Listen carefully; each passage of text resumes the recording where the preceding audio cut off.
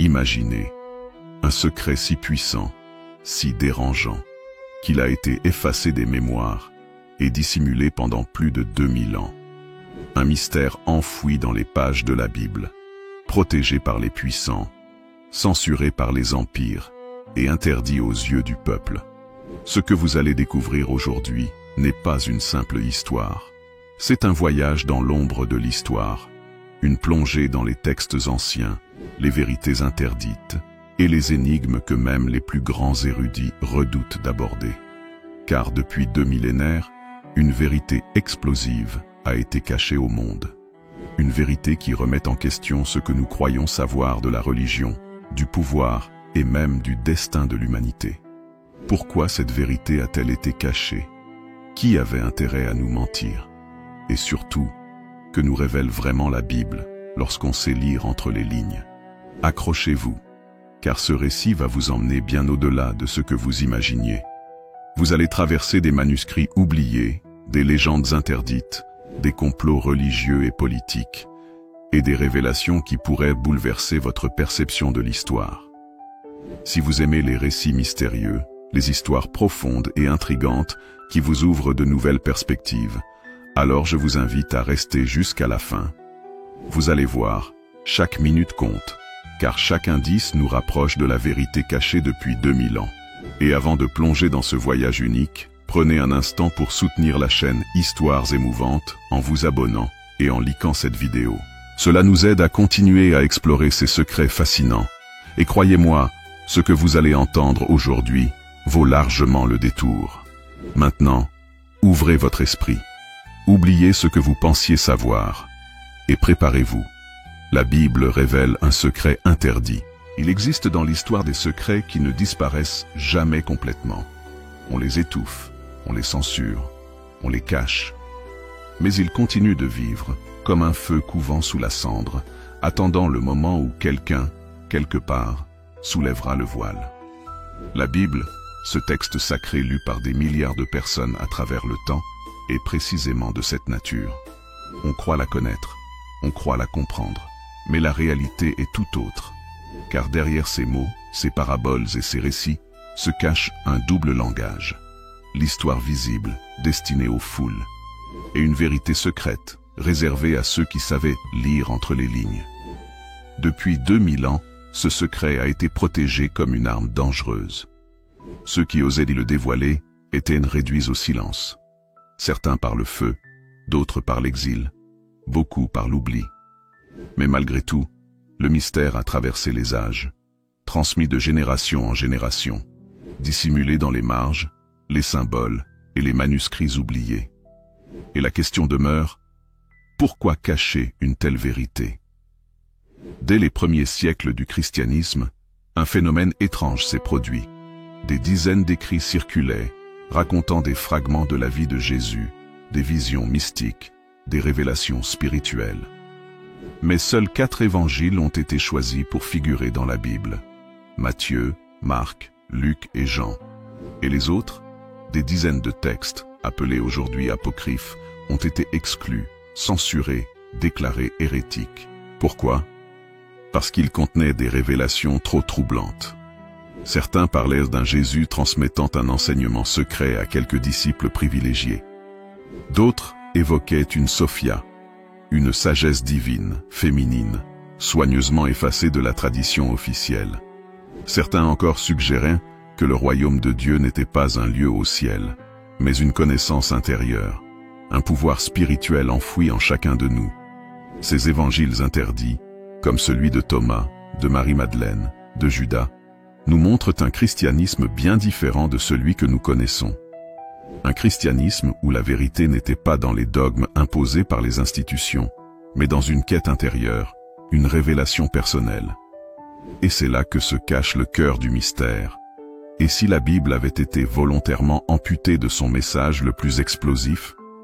Au IVe siècle, l'Empire romain vacille. Division, crise, invasion barbare menacent sa survie. Constantin, l'empereur, cherche alors une solution, unifier l'Empire par une seule religion officielle. Et c'est là que le christianisme est choisi, remodelé, uniformisé. Au concile de Nicée, en 325, les évêques rassemblés sous l'autorité impériale décident quels textes seront sacrés et quels textes seront condamnés. Ce qui ne correspond pas à la vision politique de l'empereur est purement effacé. Mais pourquoi cette sélection drastique? Parce que certains textes, certains passages interdits, donnaient trop de pouvoir au peuple. Ils enseignaient que le royaume de Dieu n'était pas réservé à une élite religieuse, mais accessible à tous. Qu'aucune institution n'avait le monopole de la vérité divine. Imaginez le danger. Si chaque être humain comprenait qu'il porte en lui une étincelle divine, qu'il n'a pas besoin de prêtre ni d'empereur pour être sauvé, alors tout le système de pouvoir s'effondrerait. C'est ainsi que la vérité fut enterrée. Une vérité qui disait « Le véritable temple n'est pas de pierre, il est en toi ».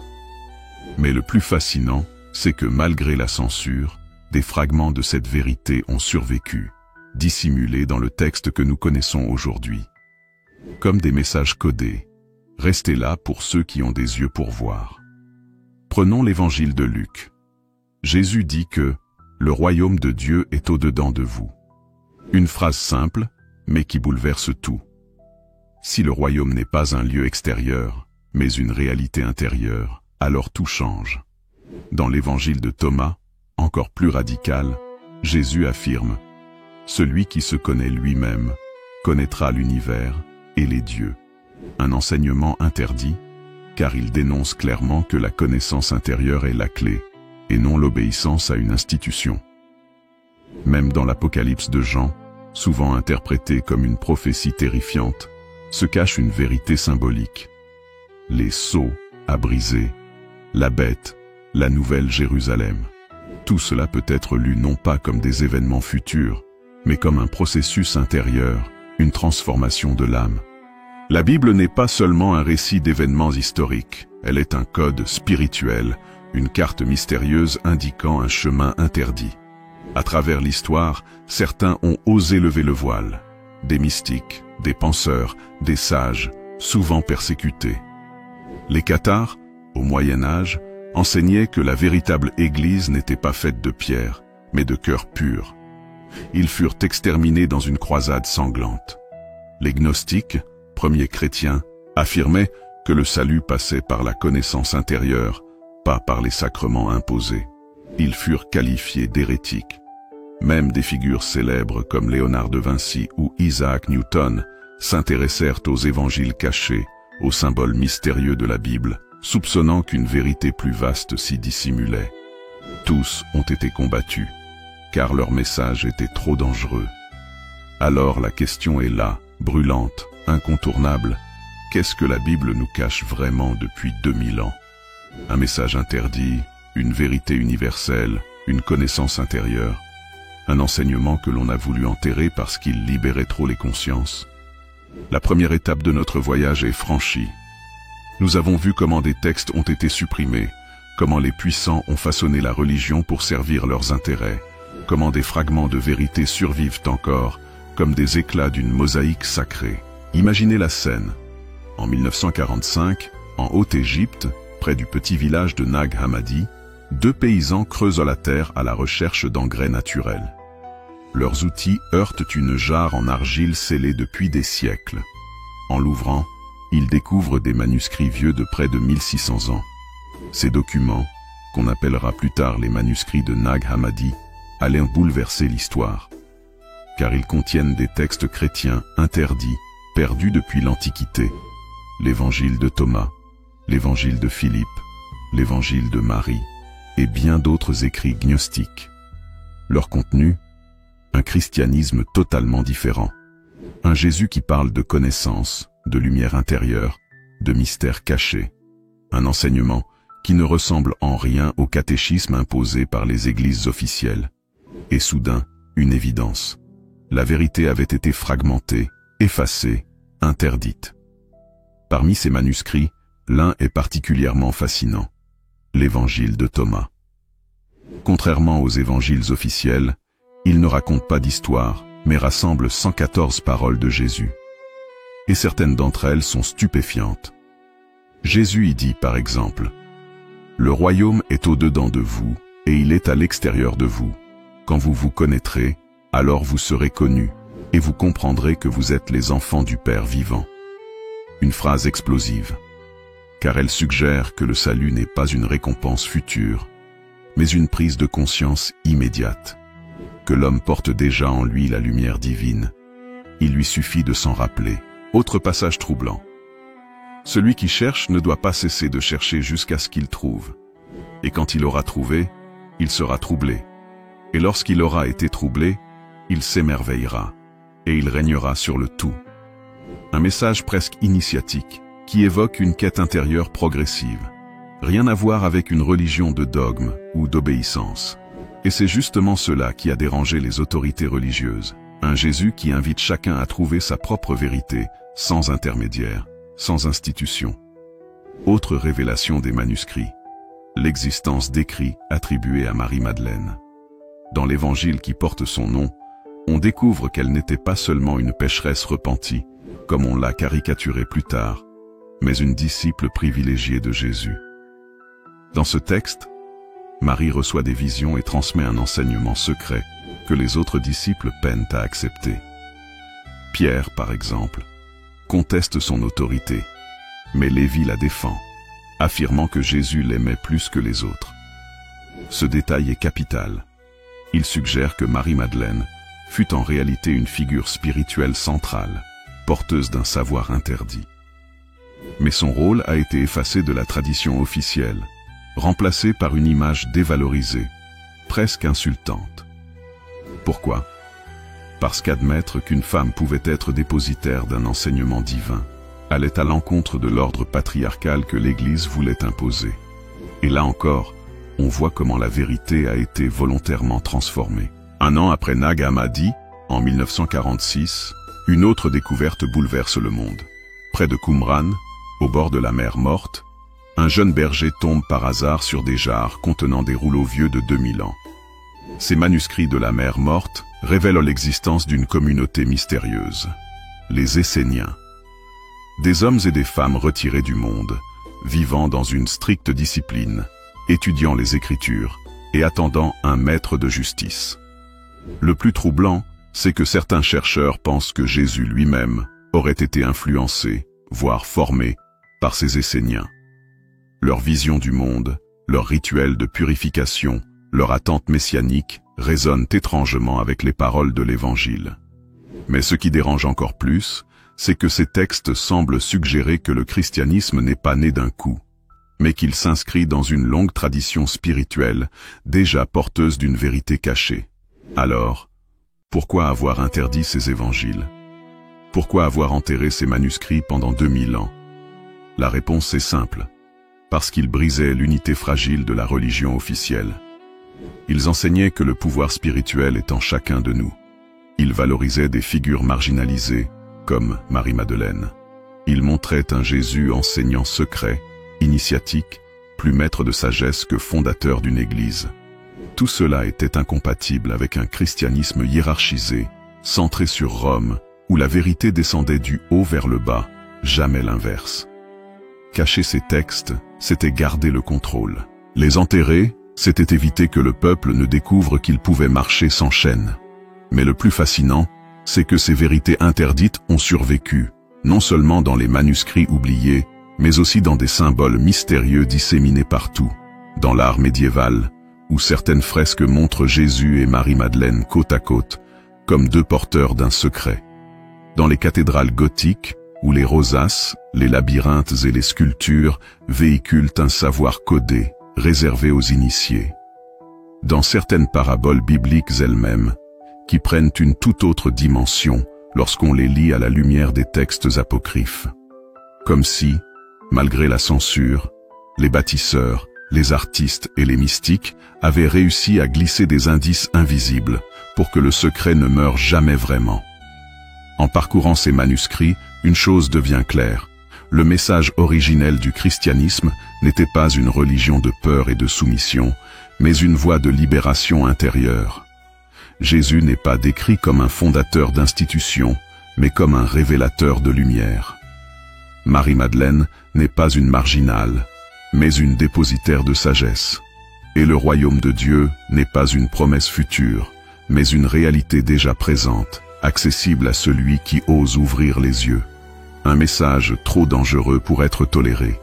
Un message trop puissant pour être oublié. Lorsque les évangiles apocryphes furent interdits et que les manuscrits disparurent dans l'oubli, beaucoup crurent que le secret avait été perdu à jamais. Mais c'était une erreur.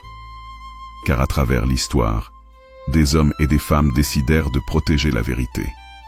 Pas à la lumière du jour, car cela aurait signé leur mort, mais dans l'ombre, au cœur de sociétés discrètes, dans des codes symboliques, dans des rites secrets. C'est ainsi que naquit une véritable chaîne invisible de gardiens, dont le rôle fut de transmettre ce que l'Église et les puissants voulaient effacer. Le premier grand nom qui surgit est celui des Templiers. Ces moines soldats, fondés au XIIe siècle, avaient pour mission officielle de protéger les pèlerins en Terre Sainte. Mais derrière cette façade militaire et religieuse, une rumeur persistante circule. Les Templiers auraient découvert des manuscrits cachés à Jérusalem, sous le temple de Salomon. Certains chroniqueurs affirment que ces textes révélaient la véritable nature du message de Jésus. Une connaissance secrète, gnostique, très proche de ce que l'on a retrouvé à Nag Hammadi. D'autres vont plus loin. Les Templiers auraient appris l'existence d'une lignée cachée, un héritage spirituel, peut-être même charnel, lié à Jésus et Marie-Madeleine. Ce qui est certain, c'est que les Templiers devinrent rapidement riches, puissants et indépendants. Trop puissants. Au point que le roi de France, Philippe le Bel, décida de les anéantir en 1307, un vendredi 13. Les chevaliers furent arrêtés, torturés, brûlés. Mais la légende veut qu'avant leur chute, ils aient réussi à transmettre leur secret à d'autres sociétés. Un secret si dangereux que l'Église et la monarchie préférèrent effacer leur mémoire plutôt que de risquer sa révélation. Au même moment, dans le sud de la France, une autre communauté vivait en marge de l'Église. Les cathares. Leur message était radical. Ils affirmaient que le vrai temple de Dieu n'était pas fait de pierre, mais de l'esprit de l'homme. Ils rejetaient les fastes de l'Église, l'autorité de Rome, et prônaient une vie simple, centrée sur la pureté intérieure. Le plus troublant, c'est que leur croyance était très proche des évangiles apocryphes et des enseignements gnostiques, le salut par la connaissance, l'idée que la lumière divine habite en chacun, la méfiance envers un Dieu de domination. L'Église ne pouvait tolérer cela. En 1209, une croisade sanglante fut lancée contre eux, la croisade des Albigeois. Béziers, Carcassonne, Montségur, des milliers de cathares furent massacrés. Mais avant la chute de leur dernier bastion, certains auraient dissimulé un trésor spirituel, peut-être même les manuscrits qu'ils gardaient. Ainsi, encore une fois, la vérité survécut dans l'ombre. Ce qui est fascinant, c'est que les gardiens de la vérité interdite ne se contentèrent pas de mots. Ils utilisèrent l'art, la pierre, les symboles pour transmettre ce savoir. Dans les cathédrales gothiques, comme Chartres ou Notre-Dame de Paris, les vitraux, les labyrinthes et les sculptures cachent des messages codés. Certains historiens affirment que ces édifices sont de véritables bibles de pierre, porteuses d'un savoir hermétique réservé aux initiés. Dans les fresques de la Renaissance, certains artistes comme Léonard de Vinci glissèrent des indices troublants. Dans sa scène, par exemple, la figure assise à la droite de Jésus ressemble étrangement à une femme. Certains y voient Marie-Madeleine, symbole d'une vérité effacée. Dans les armoiries, les tapisseries, les chants populaires, on retrouve aussi des motifs récurrents. La rose, la croix, la coupe. Des symboles qui évoquent un savoir interdit, transmis en silence. Comme si l'histoire elle-même était devenue une immense chasse au trésor, où le secret interdit se cachait à la vue de tous, mais seulement perceptible par ceux qui savent lire. Après la chute des Templiers et des cathares, le flambeau passa à d'autres, les alchimistes. Officiellement, ils cherchaient à transformer le plomb en or. Mais en réalité, beaucoup d'entre eux poursuivaient un autre but: la transformation intérieure de l'homme, l'éveil de la lumière divine cachée en lui. Leur langage codé, le grand œuvre, la pierre philosophale, le feu secret, peut être lu comme une métaphore du message interdit de la Bible. Le plomb symbolise l'homme ignorant, prisonnier du monde matériel. L'or représente l'homme éveillé, qui a découvert la vérité en lui. La pierre philosophale n'est autre que la connaissance interdite, la clé du royaume intérieur. Ainsi, sous couvert de sciences occultes, les alchimistes poursuivaient en réalité la même quête que les gnostiques, les cathares et les templiers: retrouver la vérité que l'on voulait cacher. Avec le temps, ce courant souterrain ne s'est pas éteint. Au XVIIe et XVIIIe siècle, de nouvelles sociétés apparurent: les francs-maçons, les Rose-Croix, les Illuminés. Toutes ces organisations, bien que différentes, ont un point commun: elles utilisent des symboles mystérieux, le compas, l'équerre, la lumière, la rose, et se présentent comme des héritières d'un savoir ancien. Certaines traditions maçonniques affirment même que leur origine remonte aux bâtisseurs de cathédrales, eux-mêmes héritiers des Templiers, et que leur but ultime est de protéger et transmettre une vérité spirituelle cachée depuis des millénaires. Encore aujourd'hui, on retrouve dans leurs rituels des échos troublants aux paroles interdites des évangiles apocryphes. L'homme qui doit mourir symboliquement pour renaître à la lumière, la recherche du temple intérieur, la quête de la pierre perdue. Si l'on relie tous ces indices, on voit apparaître un fil rouge à travers les siècles: les gnostiques et les apocryphes. La vérité est en nous. Les cathares: le temple n'est pas de pierre. Les templiers: la connaissance est plus puissante que les armes.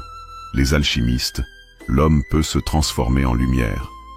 Les sociétés secrètes: la vérité doit survivre, même codée.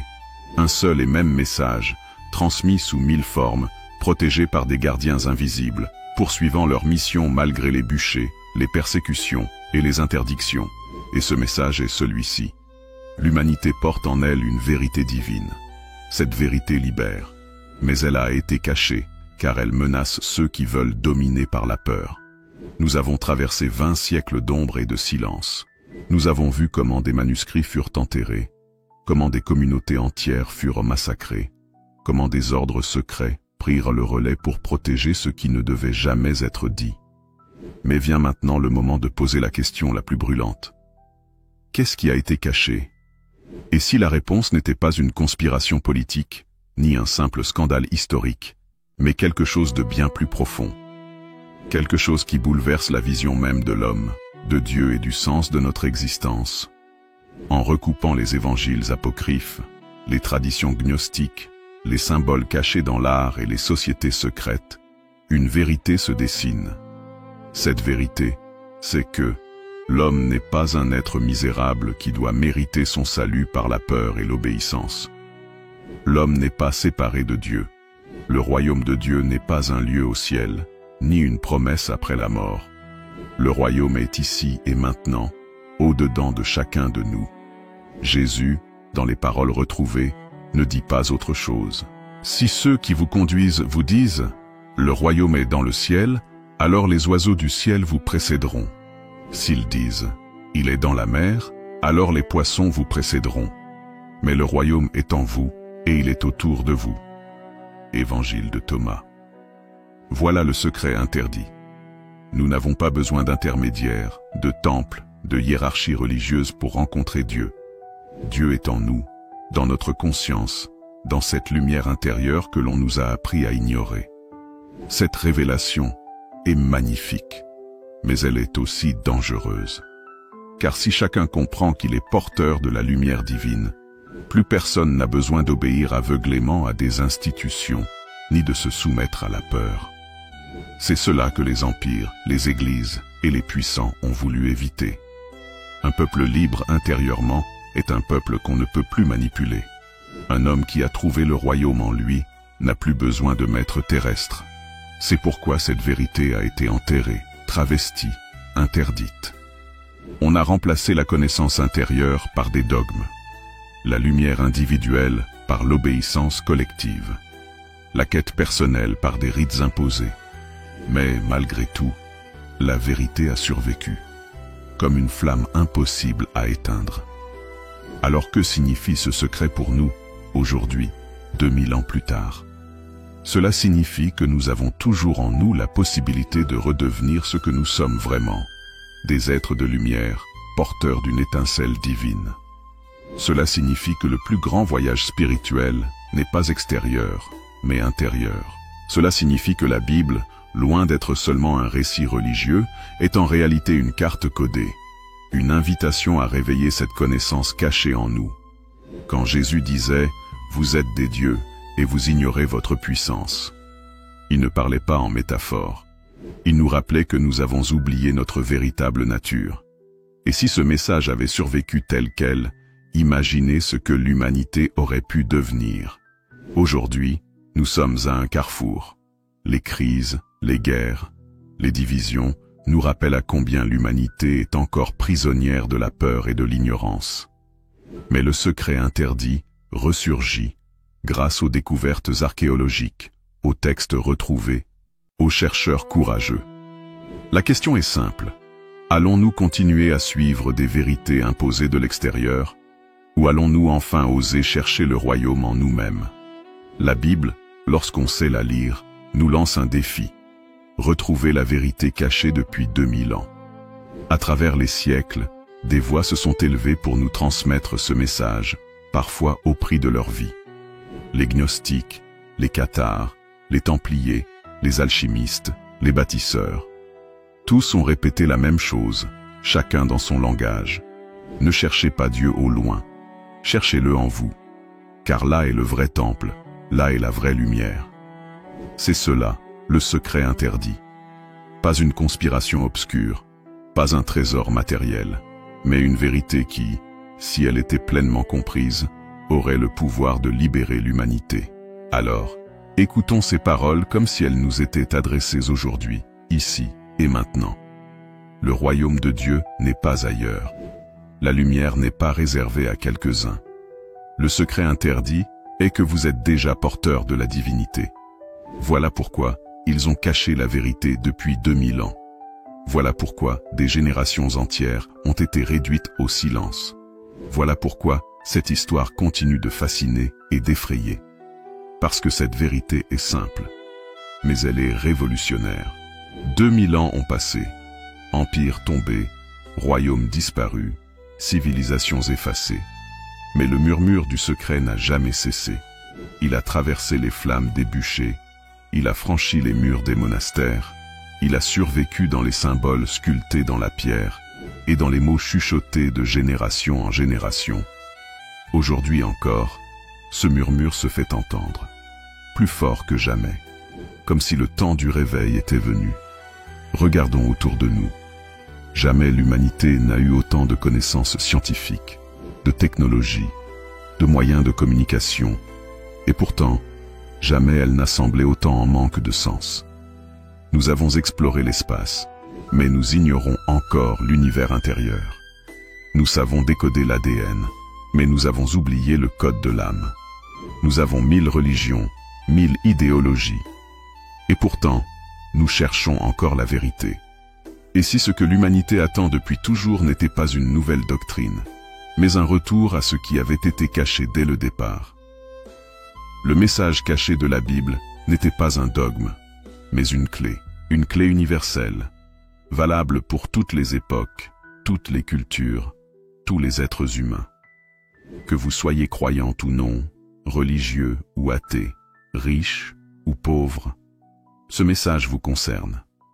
Car il dit que la divinité n'est pas loin, inaccessible, séparée, mais qu'elle est en vous. C'est cela, l'explosion spirituelle qui aurait pu transformer le monde il y a 2000 ans, et qui peut encore le transformer aujourd'hui. Et si chaque être humain décidait demain de chercher le royaume en lui-même? Et si nous comprenions enfin que nous sommes tous porteurs de la même lumière? Alors les murs de la division tomberaient, alors les chaînes de la peur se briseraient, alors les puissants perdraient le seul pouvoir qu'ils ont toujours exercé, celui de nous faire croire que nous sommes faibles et séparés de Dieu. Voilà pourquoi ce message reste interdit. Voilà pourquoi il fait peur. Car un peuple éveillé n'est plus un peuple manipulable. Aujourd'hui, nous ne sommes plus au Moyen Âge. Nous ne sommes plus réduits au silence par l'Inquisition ou les bûchers. Les manuscrits interdits ressurgissent, traduits, accessibles au monde entier. Les mystères qu'on voulait cacher se diffusent en quelques secondes grâce à la technologie. La vérité n'est plus enfouie sous le sable de Nag Hammadi ou les grottes de Qumran. Elle est là, à portée de main, à portée de cœur. Le temps est venu. Le temps de regarder la Bible non plus comme un livre figé, mais comme un code vivant.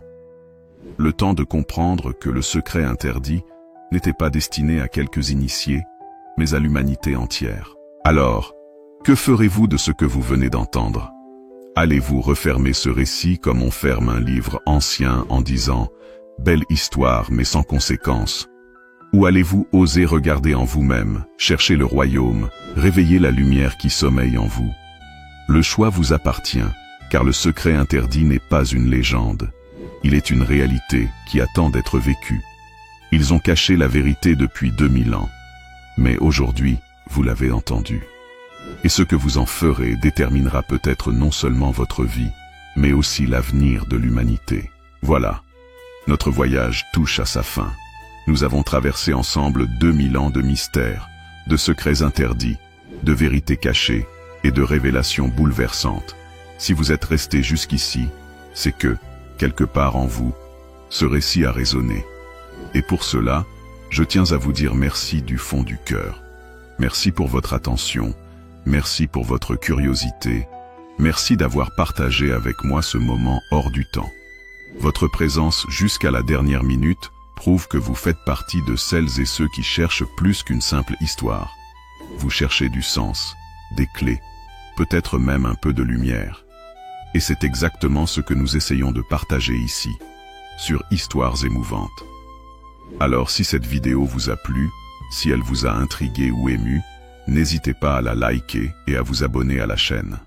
Non seulement cela nous aide à continuer à créer ce genre de récits profonds et captivants, mais cela nous permet aussi de former ensemble une véritable communauté de chercheurs de vérité. Encore une fois, un immense merci d'avoir été avec nous jusqu'au bout. N'oubliez jamais, les histoires que l'on vous cache peuvent parfois contenir les plus grandes révélations. Et parfois, il suffit d'oser regarder derrière le voile. À très bientôt pour un nouveau voyage plein de mystères et d'émotions.